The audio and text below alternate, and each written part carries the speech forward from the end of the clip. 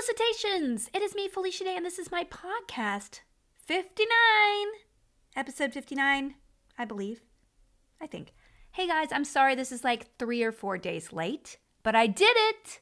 Also, I was going to update. Okay, I went out of town last week. It was vacation time. I can't wait to tell all of you about it. So eventful. Not. But I was going to record beforehand. So I left Monday through Friday last week and I should have uploaded on Thursday. And I said, Felicia, just record a podcast over the weekend last weekend and just, schedule it to upload. Be a professional. And then I said to myself, A, you're not professional because you're not being paid for this. Therefore, it is not a professional situation. And I use that as an excuse, you guys. You can call yourself a professional and not be paid and stuff. But then I decided, hey, I have literally nothing to talk about.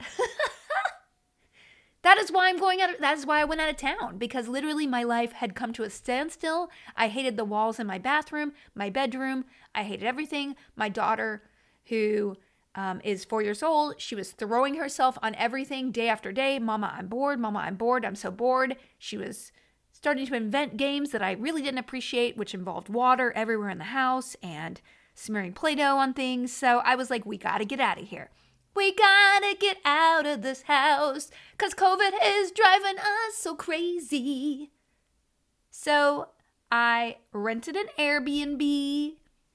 And you should know this about me, probably by now, but I am a fastidious researcher. I love to travel, and I don't know distances very well. So those three things always add up to, wow, I didn't realize this was that far. So all good. So basically, I want to give a shout out to a couple of things before we get deep into the podcast. Please check out the Wikia for this podcast. Sean Sandalooky Look, my mod, has impeccable records when it comes to these. So if you ever were like, hey, what was that game that Felicia mentioned, or book, or what was that one Instant Pot recipe she liked? Boom. That Wikia is comprehensive. Also, check my Discord out, discord.gg/Felicia Day. I know some of you are like, what is this thing? It's a little advanced. It's weirdly tech. It's not attractive, the UI. All things that are true, but also there's a great community there and people are chatting about all sorts of things.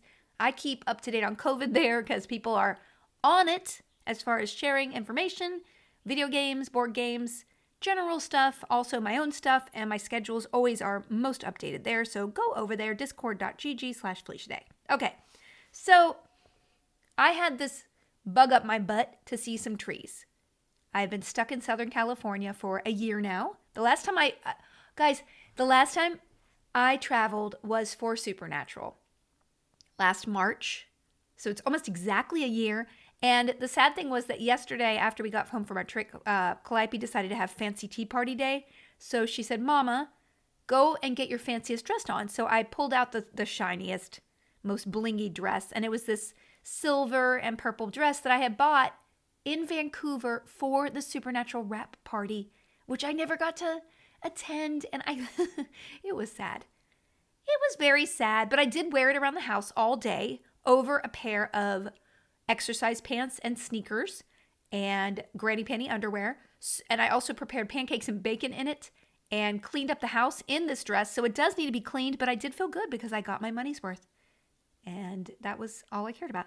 So I wanted to see trees. And I didn't want to go anywhere with snow because I'm terrified of tire chains. I don't understand why I would need them. I'm terrified of being stuck somewhere and not having them. It's kind of like wearing a thong or dirty underwear when you're like hit by a car. You don't want to be commando down there or just really not trimmed. So I didn't want to go there, and then I didn't really want to go to the beach because it's real too cold. Right now, the beach is kind of freezing, so I had this fantasy of going up the coast to Northern California to see the redwoods. Now, once before, my partner and I had driven up the right side of California and down the left, and it was like the best road trip I've ever had. We took 10 days. We stopped wherever we wanted, and it was like really wonderful. So I had this sort of fond memory of really Northwest California around Eureka. Now, Eureka itself, all I remember was that we stayed in a gingerbread Airbnb, and there were people who were totally on meth wandering the streets like a zombie. I'm not kidding. People would just come to the car and stare in our window multiple times. This was like a couple years before it was declared the meth capital of America, which I don't know if it still holds that crown. I'm not sure. I really don't know. We did not stop this time. So anyway, I was like, okay, I'm going to get an Airbnb up there because I don't feel comfortable in a hotel quite yet, unless it's a really small hotel. Also, Big Sur like had this crash where, the one got the highway. Big Sur is one of the most beautiful places on the earth. If you guys ever get the chance to go there, it's south of San Francisco. Absolutely gorgeous, but part of the road just got washed out, so you can't get there very easily. So basically I was like, okay, let's go up to see the redwoods. So I just looked redwoods up, and then I picked, and Airbnb did not have a lot of options up there to rent houses, and some of them were really cheesy looking. And I was like, well, I want a nice place in the forest. So I narrowed it down to like 3 places. I booked and canceled 3 times, and I've ended up with this place in Klamath.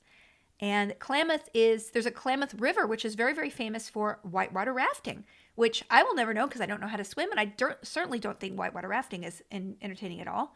But I got this house up there, and so we packed our bags. We got in the car on Monday, and we just road tripped it. I was really scared. I was scared mostly of pee-pee and poo-poo because I was like, what are we going to do? A lot of these restaurants are not open. They don't allow you to use the restrooms. But it turned out to be fine because all the gas stations were open. There were plenty of rest stops. They were all very clean. I think they were just maybe going the extra mile because people were just like desperate. And I felt safe the whole way. So we road tripped, and I brought Amy, my nanny, because I was just like, hey, do you just want to go? I was like, you don't have to go, but would you like to get out of the house? And she was like, yes. So we all road tripped up the coast. And we went up the coast the first time. We stopped in Mill Valley, which, by the way, is the cutest little town. It's right north of San Francisco, and it does remind me of, like, rich white people, like, a lot. And people who like to bike for fun. Those kind of those tech people who have a lot of disposable income. They raise their children in a very, maybe monolithic, sort of same looking kind of world. It was very upper, Pretty Little Liar kind of thing. But whatever, it was beautiful, and the Mill Valley Inn was very nice, and it was in the middle of the little town, and I had the best food. There's this great pizza place and this great Asian food place and a little grocery store with all this 15 artisanal butters, and I was like, yes, baby, because I literally had not been out of the house in a year. So I will tell you, if you are kind of on the fence about doing a road trip, I would tell you embrace it, because if you have not been out and traveled, driving will not be, it's just like your eyes are drinking it in. They're like, oh my gosh, look at that. It's a Cracker Barrel. How exotic. Look at that. It's a goat. I saw goats and sheep, and it was so good. So I 6 hours was nothing. So the 6-7 hour drive that we did was nothing. And we got there, and it was not even dark, and it was so nice, you guys. And the baby was so happy. And also, she was happy because we were out of the house, but also because I lifted all my screen time limits on her. She gets an hour screen time of TV, and we play 30 minutes of Super Paper Mario and 15 minutes of educational apps. That's her limit all day. So we just were like, whatever you want. And we ended up listening to a lot of books on tape. I am very familiar with the Boxcar Children and the Magic Treehouse series. They're both chapter book series for children like 6 to 8 years old. And the Boxcar Children is really the strangest one. It's them solving mysteries. So it's a bunch of kids who I guess their parents died, and we didn't listen to the first one. So I'm like, I don't know how. But they ran away, and these 4 children under 14 lived in a boxcar together, and then their grandpa found them. And then they brought the boxcar to put in his backyard just as it was their beloved boxcar. So I'm kind of intrigued about their backstory. The prequel situation. I might be listening to it on my own, to be frank, because I want to know what happened. Anyway, I was trying to kind of brush over the fact that these kids were orphaned, though. I don't want to there's a lot of orphan stories in children's literature, especially if you go back to the 1900s and early 20th century. And I'm like, we relied heavily on that narrative a lot. So I'm like, let's get away from it. Let's just, gloss over it. So anyway, they solve mysteries, but they're very mild mysteries. It's like, ooh, there's a ghost next door. Who did it? Or someone's cat's disappeared. Who took it? I was on the edge of my seat. It made Nancy Drew look like like a snuff film. I mean, these are so mild. And there's always one kid, and Benny, the youngest kid, there's nothing defining this child except the narrators always talk like this because he's the youngest. Benny! And he's really hungry. Period. Calliope also went through the alphabet mysteries, and it's another one where it's 3 kids solving mysteries all the time. And again, there's a little kid always hungry. That's his defining characteristic. So I don't know who you were in the boxcar. The other kids don't seem to have a lot of personality, to be honest with you. I personally like the treehouse mysteries more because, so this is actually, I love this. These kids, Annie and Jack's the oldest, I think he's 8 and Annie's 6. And they found this treehouse with all these books in it. And when you open a book, you go back to that time period. And, they've gone back to, ancient Egypt. They went back to knights. They went back to the, dinosaur times. And, I'm sitting here thinking, wow, if they were discovered in ancient Egypt right now, they would be either killed or worshipped as a god because they're wearing sneakers. And, well, it's suspiciously easy for them to go back to the time of the dinosaurs and not bring back like a fatal disease that kills all of humanity. But it's cool. This is really geared to 6-year-olds. So I just kept those thoughts to myself. Mostly. Poor daughter. So we listened to all those, and then she got a lot of iPhone apps, and I downloaded Totoro. Now, I don't know if you guys have HBO Max and Netflix. I'm sure you do. But when you download something on those things, I'll give you a little surprise. HBO Max, if you watch Totoro, it expires after you watch it once. You have to renew it. And if you have an iPad without Wi-Fi and a daughter who wants to watch it twice, that's a bad equation. Versus Netflix, which does not expire your downloads. So I want to thank Netflix for not doing that. And not so much with the HBO Max because Studio Ghibli is amazing. But please give me, like a reminder at the end or when I'm downloading it that I have to renew it. Because basically you don't have to re-download it. You just have to click and say, I want to renew it. Which I'm like, why? Soapbox down. Anyway, so that was the deal. 6 hours in Mill Valley.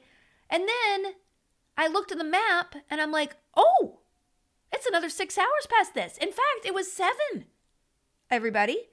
And it turned out to be 8 because I took a scenic route where it was the Avenue of the Giants. And it was one of the most beautiful drives I've ever done in my life. But it did add an hour. So essentially, it was 13 and a half hours there. And then by the time I got there, I was like, wow, this was a commitment. And we're leaving in 2 days. So retrospectively, I would say stay 2 days for every 6 hours that you travel. So therefore, I think we should have stayed a solid 4 there to really get the absorptive, amount of commute to vacation ratio. That would be my future benchmark. Because 6 hours to me, I don't know, before COVID, it would have been kind of a chore. About hour 4, I would have been like, get me out of this car. But I'm not kidding. Even 8 was like, oh, this was precedent. So anyway, Klamath, I should post the Airbnb link because honestly, this house is so beautiful, you guys. It's not like the most fancy inside. It's totally clean, which is all I cared about. The beds and the linens and the pillows were comfortable. Everything's nice and clean and kind of cabiny. So it's so nice. And the thing about this house is that it's on the edge of the Klamath River and the ocean. So the whole front of the house is all glass. When you wake up, you look out the left side of the house and you see the mouth of the river covered in fog. It is so bucolic. It's like Anne of Green Gables, puked out a picture. So gorgeous. And then you look out the right and you see unfettered ocean for like miles of it because the house is up on a cliff. I can't even tell you how wonderful it was. It was so nice to be out of my house and see another thing when I woke up. And I didn't really sleep the whole time because Calliope kept waking up and getting in bed with me and like, oh, she's a flounder, so she flip-flops. And I guess I would say if you're going to Klamath, make sure to stop in Eureka.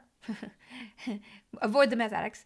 And get as much food as you want because there's literally no food there. Like I ate from a gas station for a day. And I will tell you that pho, they had Funtastic or Photastic.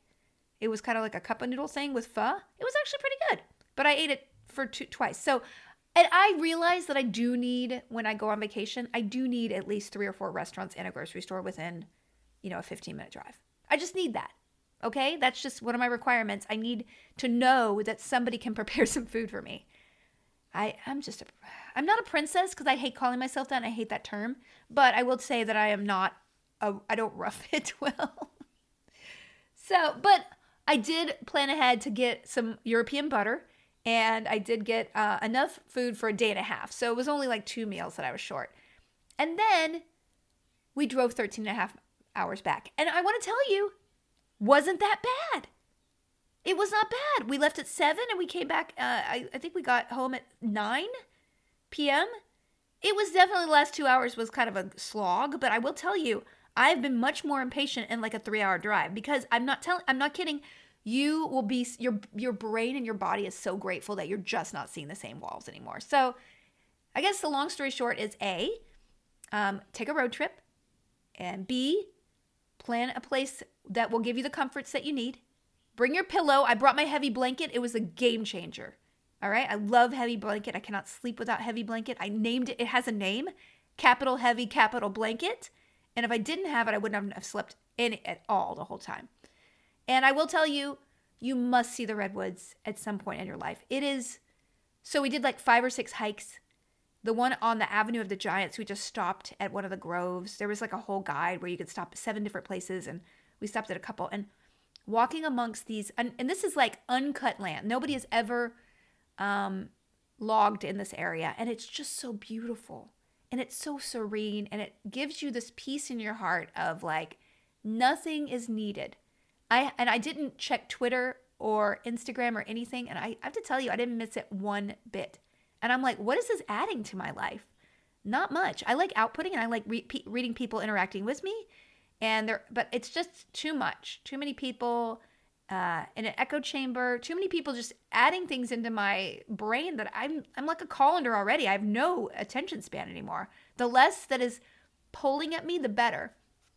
So anyway, I will just urge you, the redwoods are amazing. And there were a couple of, and every time, so along the way, once you get north of San Francisco a little bit, there's a place called Leggett, Leggett, I think. Anyway, so that's the start of the drive through a tree situation. And I'm not kidding. I was a sucker. I stopped at every drive through a tree thing. And I drove an SUV there, so I couldn't actually drive through the tree.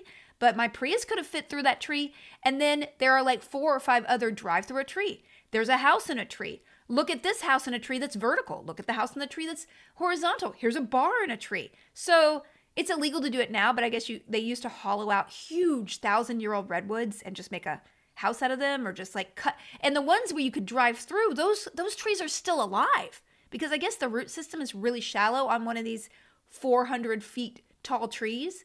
And we also went to this place called the Mysterious something or other. I don't know. It's north of Klamath, and it has a huge statue of Paul Bunyan and Babe the ox there.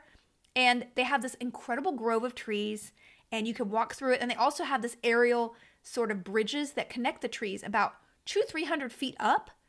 And then there's still 200 feet above you of tree. So when you get up there, you don't feel like you're that high until you look down. Now, you guys might remember that I have vertigo and I'm terrified of heights.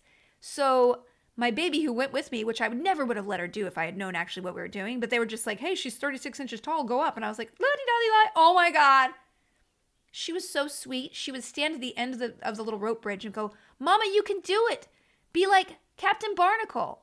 Because she watches this thing, Octonauts, where Captain Barnacle is the captain and he's a polar bear, and he had a traumatic incident as a child where he couldn't stand to be in tight spaces, but he overcame it to save his friends, blah, blah, blah. Anyway, so she was like, you can do it, Mama.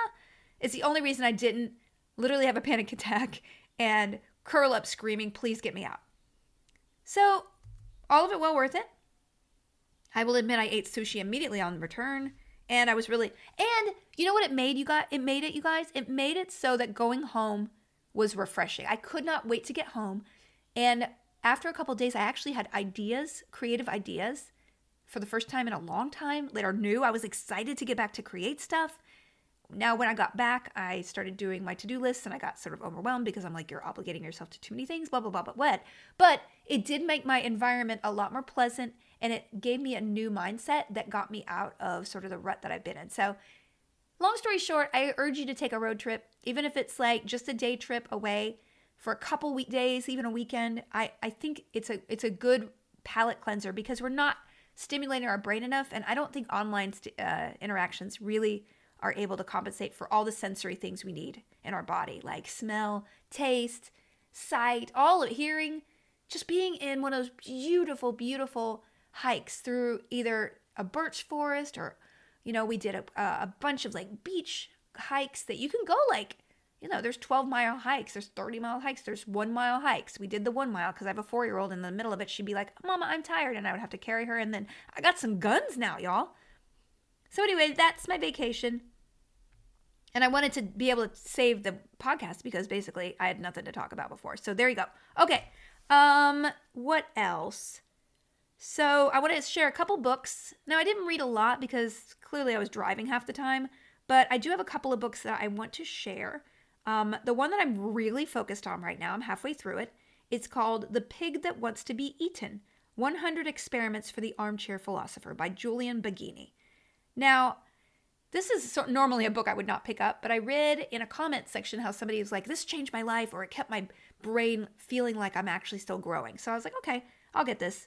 And I got the sample on my Kindle, and I was like, oh, okay. And I'd gotten it a long, long time ago, you guys. So I know that I've vowed not to buy books anymore. So this was something I dug back up on my Kindle. And I really enjoyed it. So essentially, this author takes some classic philosophical questions and poses them to you in a very informal way, and then really just analyzes it. And the thing about it is, they never answer it for you. The whole point of these questions is to be a thought experiment for you, for yourself, to allow you to practice what you believe and actually use your rational arguments. And to be honest, we do not have enough rational people in this world with critical thinking anymore. It's like discouraging. So I don't know. It's just a nice way to work in the theoretical, and it really exercises your brain. Like I'll read a couple of them and I'll just stop because I'm like, oh, that's really interesting. Let me think it through. I got a workout. It's like a brain workout. I'll give you an example. So there was one where it's a question about a ship. So a ship, and I can't remember the name of the ship, but the ship is basically, it's a historic ship, and something really amazing happened on that ship, but it got wrecked in the process. So they bring it back to port and they start fixing it. And they take the pieces of the original ship and start taking them and building and putting them on a different ship, right? So essentially, you end up with the old ship and a new ship, but the new ship is comprised of almost all of the old ship's parts. Which one is the one that you should admire? And so basically, the thought experiment is going through it. Well, a historian would say that the one with the parts is this one, but this kind of person would say that it's the old one because it happened on that ship versus like the parts saw it. And so it's kind of just a thought experiment about like what is historical, what is existence in a sense, right? So here's a quote I really like. As we go through life, the cells in our body constantly die and are replaced. Our thoughts too change so that little of what was in our heads when we were 10 years old remains when we are 20, and these thoughts, memories, and convictions and dispositions are in turn replaced as we go older.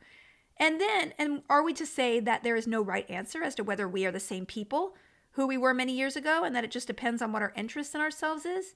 If the identity of Theseus, the ship is called Theseus, is not a factual matter, then can there be a fact about the identity of anything that gradually changes over time, human beings included? So the thought experiment, I'm sorry, I'm not articulating it very well, but it's like about the identity of the ship. Which one is the real Theseus? The repaired one or the one with the old parts? It's just really fun, and there's like 100 of these experiments, and I just really recommend it just to be thought-provoking, and it's very easy to read. It's not like fancy. It's not like quoting. It will, if it's a thought experiment from Descartes, then he will just basically make it a modern experiment. Anyway, highly recommend it. I also I'm diving into the world of lit RPG, and I wanted to update this because I don't know if you guys are going to miss it or not, but Monday, March 1st from 3 to 4 p.m., I'm hosting a panel on lit RPG, which is literary RPG, what is it? Well, that's what our panel aims to answer. We have 3 or 4 really prominent authors in that space, and I'm really excited to explore the genre because, quite frankly, I think it's really awesome. So lit RPG is essentially novelizing an RPG. But it's more than that. It's more than like, oh, you're dropped into an RPG and now you're starting to get stats and you're leveling up. I got into this because I recorded a book called Rule of Cool. It's on Audible. If you'd like to hear my voice for 12 hours for a free Audible credit or just purchase it, please check it out. It's on audible.com. Rule of Cool, written by Matthew Siege, narrated by me. I really enjoyed the process. And the only reason I did it was because this genre I wasn't that familiar with. So I really wanted to dive in and sort of share, my finds about this world, and I wanted to explore some more too. So I'm doing the panel 3 to 4. I'm sure I'll put it up on my YouTube afterwards, so you might be able to watch it there, or on the VOD if you're a subscriber on my Twitch channel, or watch us live and ask questions, because I'd love that to happen too. So the books that I'm reading, I'm currently reading a book called Threadbare, Volume 1, Stuff and Nonsense by Andrew Seiple, and it's so charming. A lot of these books are written sort of weekly, and then people compile them into sort of a self-published audiobook or a physical book or an ebook. And, a lot of the criticism is that they don't have the editing, they don't have sort of the professional, like people don't edit them enough and they put them. This book is so funny. It's about a teddy bear that is a golem, but it's very dark and there's profanity in it, and the teddy bear levels up as they do something, so they accidentally rip someone in half. They didn't mean to. It's like strength +1. So as you read, your stats go up.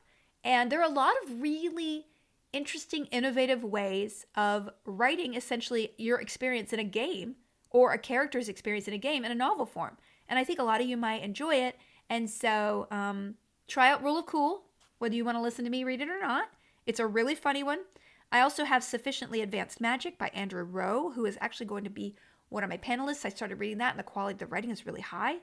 And it also reminds me of, I don't know if you guys remember, I read a book called Off to Be the Wizard by Scott Meyer. And I was reading through lit RPG, just kind of like studying up, and I texted my brother. I was like, what was that book that you told me to read years ago that was about a programmer that became a wizard? And it was so funny. And it took 3 days for us to track it down, but it's Off to Be the Wizard by Scott Meyer. Such a funny book. I laughed out loud, and he has written 4 books subsequently, so I got to get back into it. That's not really lit RPG necessarily, but it is a book about a person from the outside world kind of going into this world and basically abusing the system because they're a programmer. So anyway, those are the books I'm kind of looking at, and I just want to highlight that subgenre. Maybe you guys might want to write in it. You might want to, if you're thinking it might be a fun creative outlet for you to sort of narrate your own RPG, check out some of the best of the genre to have as an example. So hope to see some of you there live, and if not, you can watch the VOD or just download some books. My last book that I'm going to be starting next week, I just got a preview copy of For the Wolf by Hannah Whitten by the publisher, and it looks really good. It kind of looks like a Red Riding Hood meets YA fantasy romance. I don't know. It has a gorgeous cover, and I'm really excited about it. So one of the sisters is meant to be queen, and one of the sisters is meant to be for the wolf. And I'm like, ooh, this sounds fun. So that's it. Okay. That's the books that I consumed this week. For TV's podcasts, the only thing I did was finish WandaVision because we didn't have TV for a while. So I watched Octonauts Sakaktoon movie 5,000 times in the car, and I watched 7 and 8 of WandaVision. Now, I love WandaVision so much. I think it's so innovative and it's so different. And there are things I don't love about it. I'm not going to point out any names, but sometimes when you go from the sitcom to the real life acting, the real life quote unquote, the sword people, it feels a little hammy only because you're in a comedy and then you go to it's hard to take the actors seriously when they're being dramatic when you just came from a comedy. And I don't think it's the actor's fault at all. I think it's sort of a jarring going back and forth transition. But that's like the quibble of the world. And even though episode 7 I didn't love as much, I didn't know if they nailed the Modern Family sensibility writing-wise. Episode 8 was one of my favorite episodes of TV and so long. And I just have to say the acting was so good. I was in tears sometimes. Everything about it was just the best of TV. And I just cannot. The thing about WandaVision is that I'm just bored with TV lately. I will be honest with you. I know I don't care. There's so much TV out there and it all just feels kind of the same and I'm not interested. WandaVision, I don't care if it sometimes is like, that didn't work. It's always interesting. It's always experimental. It's always keeping me interested in wanting to see what they do next. And that's what good entertainment is. You can't be perfect. There's no perfect. There is just trying stuff. And the fact that they're trying stuff that's not typical, fair, I just love it. I just want to say it. Anyway, that's all I have to say. Games. I actually have a couple games to share. Now, I downloaded the Fit On app based on the recommendation of my friend Jewel State. I saw her tweet and I saw her incredible muscles. And I was like, girl, you can work out 20 minutes a day. And I want to reassure you, this is not a weight thing. It's just I cannot walk without getting winded. And I know that's because I'm mostly carrying a almost 40-pound baby. But at the same time, I've just, no, it's not here anymore. Like I can't button anything. And I don't feel good about myself. So only because I don't feel fit. So I just want to get fit. I'm not even allowing myself to weigh a scale for months. I just want to do 20 minutes a day. And so I download this Fit On app. I'm not getting any referrals. It's free. Whatever. I did play one game on my iPad and I loved it so much. I want to recommend it. Meteorfall, Krumit's Tale. And on the iPad, it's like a car building game that is super. First of all, the graphics are amazing. Although the nipple situation, if you play this, you're like, whoa, they really like stringy spaghetti nipples.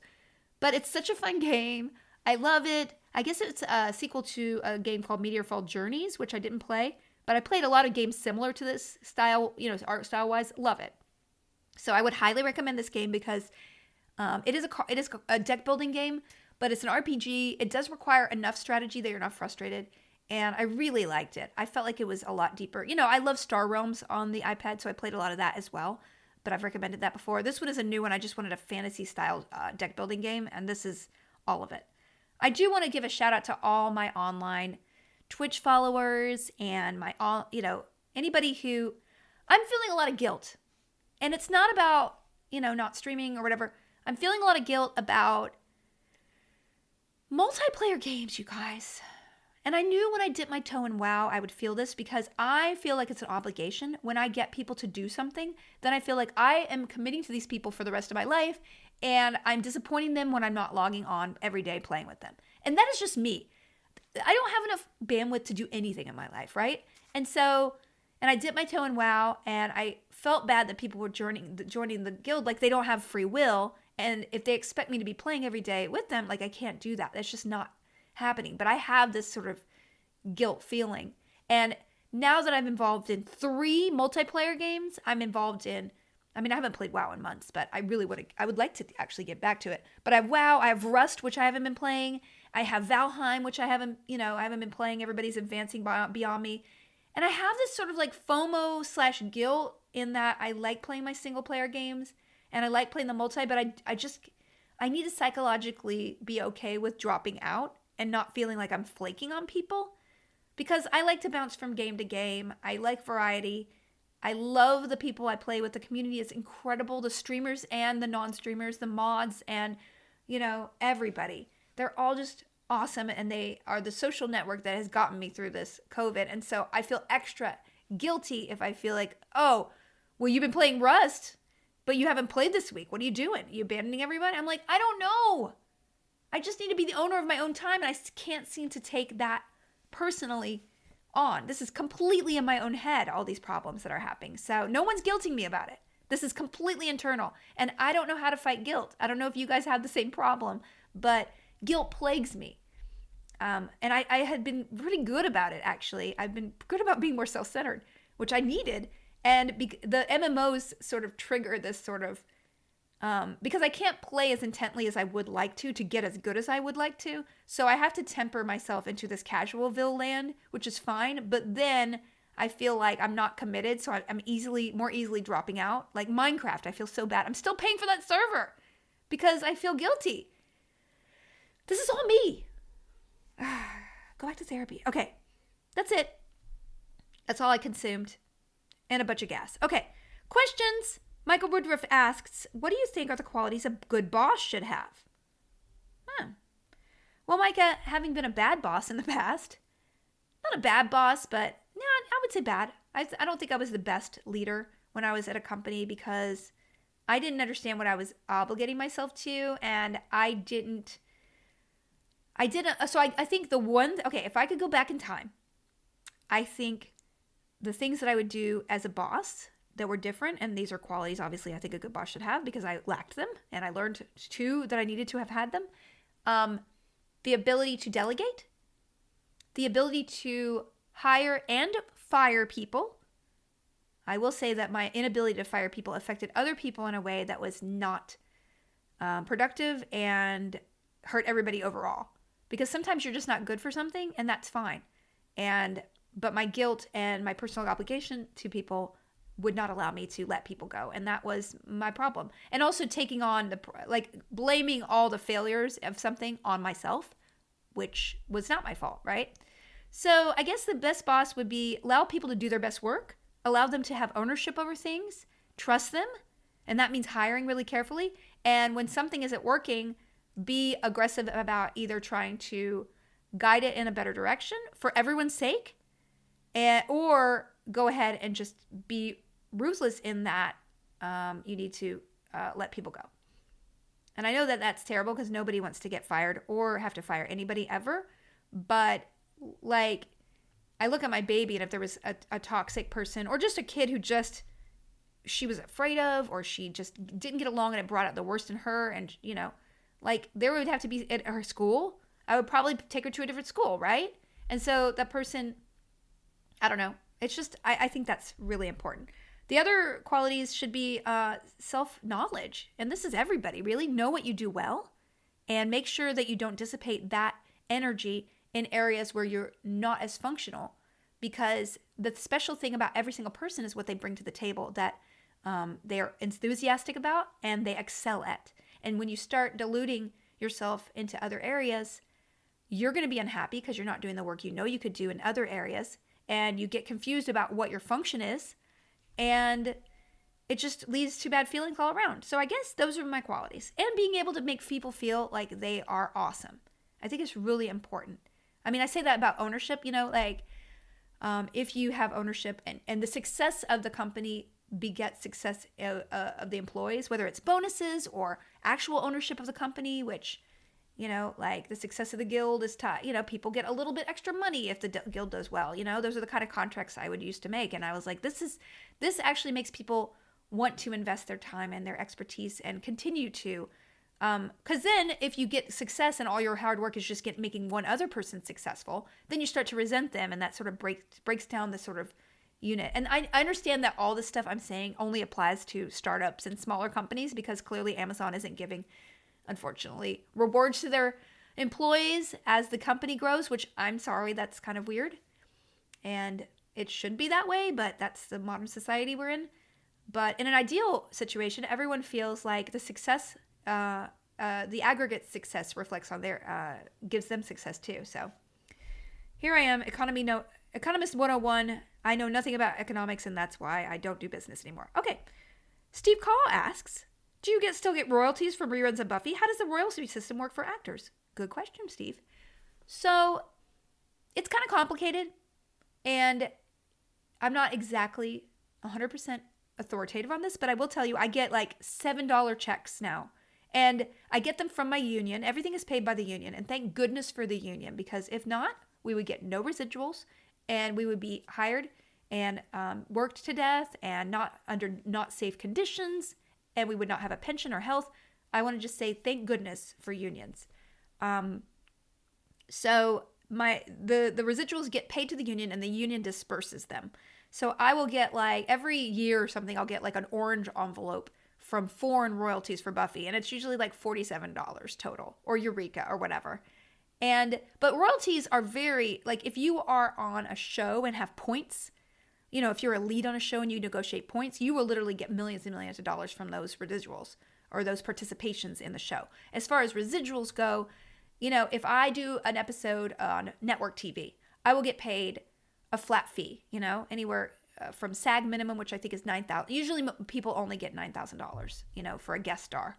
And if they do a day player job, it's like $600 a day.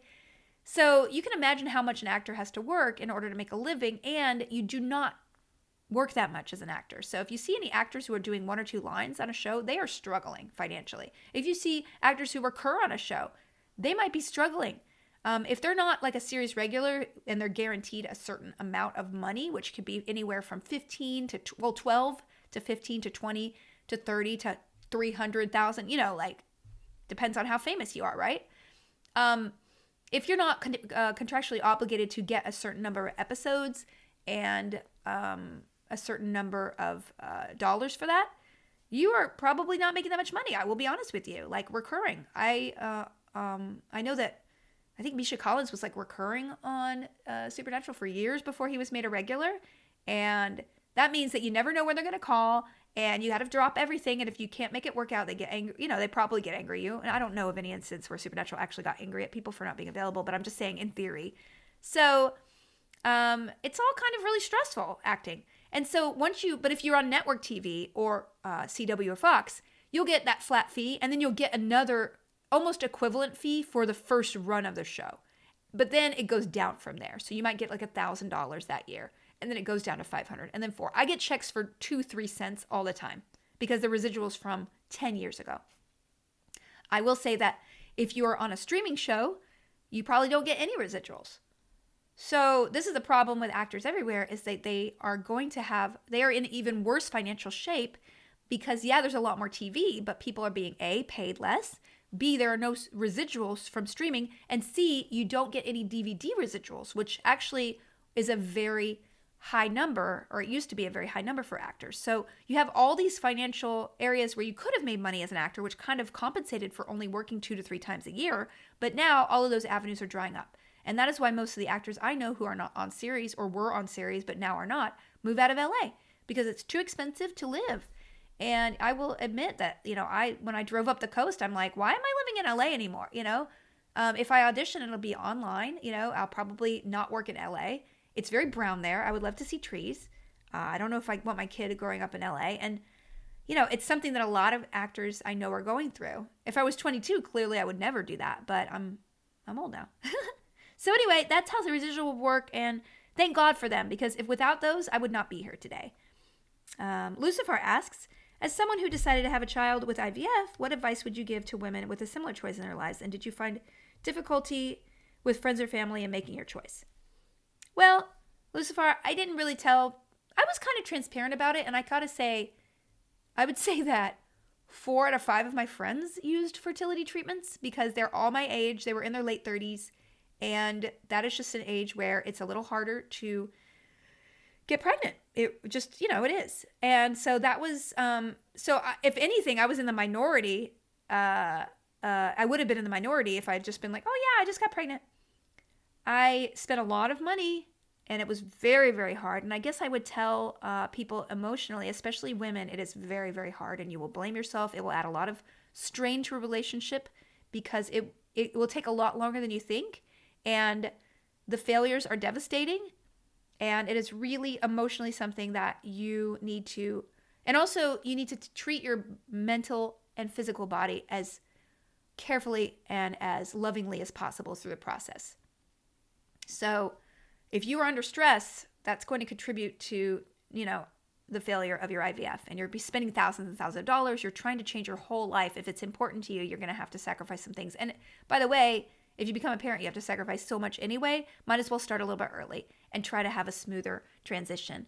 I didn't have any problems with my friends and family unless they heard how much it costs. But I was like, listen, this is what I have to do to have a baby and change my life in the way I want to. And there should be I don't understand why there are people in this world who think that someone's sexual orientation, gender identification, choice of reproduction, like I literally don't understand why people are so vehemently upset about this. I honestly don't. How is it affecting you? How is it affecting you? Are you really scared? I mean, is it I think I heard like a Megyn Kelly interview where she pulled her kids out of New York private school because it was too liberal. And she was like implying that there was a seminar with her 8-year-old kid and just trying to lure him over to become a girl. I was like, wait, what? How are we letting this woman even talk on TV? Second of all, how ridiculous is that? Do you honestly, what percentage of people do you honestly think are going to be like, yeah, I guess because I heard this at 8 years old, I'm going to change my, and also, what if that kid is confused? Why is offering them an opportunity to be who they are in a way that is outside of shame and having to work through years of therapy because of society telling you that you're quote unquote wrong? Or, I mean, it just makes me infuriated. And also it's like, what is it your business? So yes, I've heard people condemning people for using IVF because they think it's religiously reprehensive, or like, how dare you create embryos that aren't going to work, you're going to use? Well, it's not your business. And so I would just encourage people that if you do have people who are religious in your family or don't understand the science, you might have to be prepared to explain to them what you're going to go through if you care to educate them. And if not, just don't tell them. Because honestly, you are the most important thing in it. It's kind of like your wedding. Like, it all gets taken over by other people, but the most important thing is you. And anyway. Ranting off. Okay, last thing. Cyborg Squirrel asks, what are your thoughts and feelings about slow creative process, like taking years or even a lifetime to create something? Cyborg Squirrel, if that's what you need to do, do it. I am a very slow creator, and I just recently rewrote a book proposal that I have been working on since last summer. I've set it aside for 3 months. I revisited it. I completely revamped it, and now I'm happy with it. I had to have that space to be able to redo it. And now I'm so excited to move on to the next thing because I know that that is the version that I wanted to do. I don't care if it sells. I don't care if someone decides that they like what I did. I made the thing that I know was, for me, the best thing that I could do in this version, and the thing I would want to write if someone hired me to do it. That was not the case 6 months ago, and I just wasn't there. I needed to work on it. And in my experience of talking to authors and even screenwriters, we have this idea of immaculate conception where things are coming out and we're happy with it. No, it's not. You know, you could be an architect kind of writer where you literally go through months of architecture of doing the scaffolding first and then start building the walls and then it's perfect. Maybe you're a yurt kind of person and you just need to start adding some tarp and maybe it's unstable in one area and you have to redo it. Like, you got to find out what kind of creative builder you are and just embrace your process. If you read a bunch of books and feel shamed because you don't outline enough or you don't do enough preparation or do enough, blah, blah, blah, that's not for you. When you feel shame around your creativity, your process, then you're not having the good input. I went to acting class for years when I first moved here, for a year. And I would come back from class sobbing. And my boyfriend at the time was like, what are you doing? How much are you paying for this? $350 a month? You're paying to weekly go and feel shamed and cry. Do you think that's good for your inner creator? And I was like, no. And so I quit. And it was the best thing I ever did. But honestly, I had several instances where you think, oh, this person knows how to teach people. This is their method. I don't know how to do this method. It's not working for me. I'm the failure. No, you're not the failure. You have not found the way to work. I've read 8 million writing books. None of them has resonated except for one. And that was I think it's called Tales of Enchantment. I think I've talked to you about it. That's the only one where I'm like, oh my gosh, I'm excited to use these tools because this is the way I think. I'm sure some people might read that book and be like, this is stupid. I hate it. I want Save the Cat. This works for me. Save the Cat is the worst book I've ever read for me. That's me. It's fine. It's fine if it works for you. But it really is honoring yourself. And if you think about your inner creator, I talk about this a lot in my book, but if you think about your inner creator as a small child who just wants to play, then you will treat yourself better. You'll treat yourself with more respect. You'll be more understanding, and you'll work more to their strengths and allow themselves to do what they need to do to make stuff. And you'll feel way happier, I promise. So good luck. If you only write one book, if you only paint one painting in your whole life and you are proud of it and you know it's the whole you inside it, that is fine. There are people who've written 100 books. There are people who've written one. Harper Lee wrote one book, really. That book will stand the testament of time. There are people who've wrote Boxcar Children. There's 80, 100, 250 of them. God bless that woman who created that. I'm sure she didn't write all of them.